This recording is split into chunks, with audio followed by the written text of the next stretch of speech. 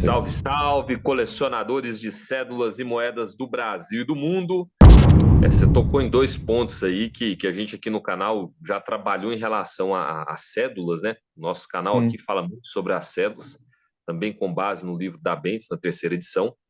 E agora, em relação a essa novidade de São Vicente, né? Há alguns dias eu estive numa rádio dando entrevista e a gente sim. conversava justamente sobre. Me perguntaram, né? Qual a sua moeda brasileira mais antiga?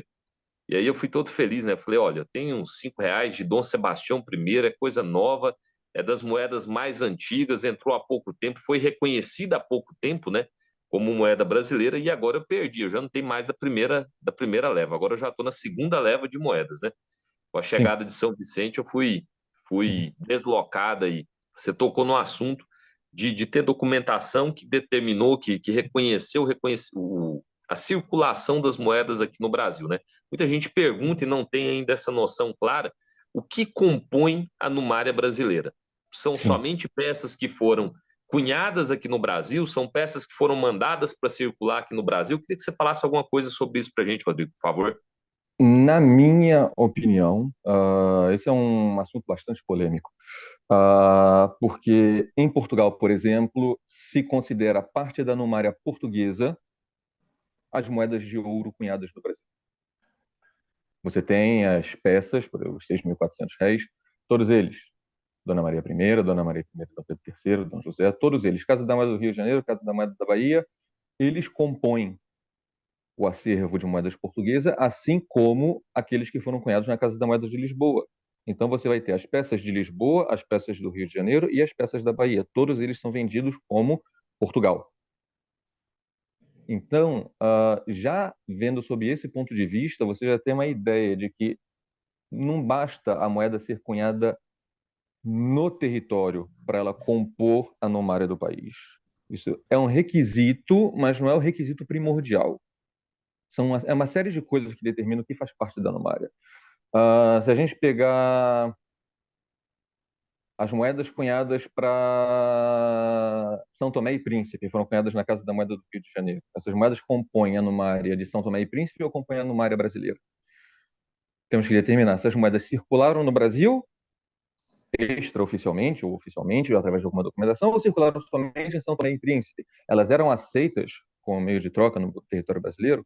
Se eram aceitas, independente delas serem cunhadas na Casa da Moeda do Rio de Janeiro para São Tomé e Príncipe ou para Moçambique, como tiveram outras, por exemplo, vou pegar um exemplo aqui qualquer, R$ 40 de 1815R. Se ele tivesse aceitação no território brasileiro, apesar dele ter sido cunhado para fora, Moçambique, São Tomé e Príncipe, etc., ele compõe extraoficialmente a Numária brasileira. Faz parte da coleção brasileira, independente do que possam dizer. A Macuta.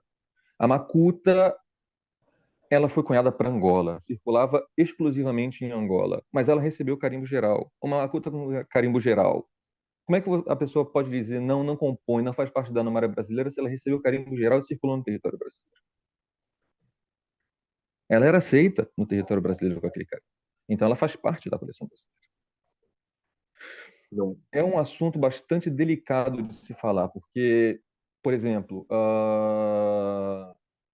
todas as moedas portuguesas, enquanto ainda não existia uma Casa da Moeda do Brasil, elas eram aceitas, porque circulava mais pelo valor intrínseco da moeda, pela prata, pelo ouro. Então, elas eram aceitas como meio de troca no território brasileiro, principalmente no período inicial. As moedas espanholas, os cobs, as macoquinas, eram aceitas como meio de troca no território brasileiro.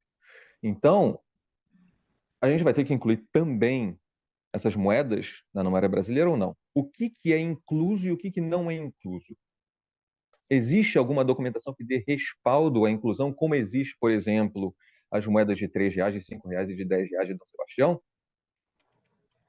Se existe uma documentação, se essas moedas, pelo menos uma documentação que seja, se essas moedas tiveram circulação e eram aceitas pela população, se existe uma série de fatores que possam levar à conclusão lógica, essa moeda faz parte da coleção numismática brasileira, não tem por que ela não se incluir.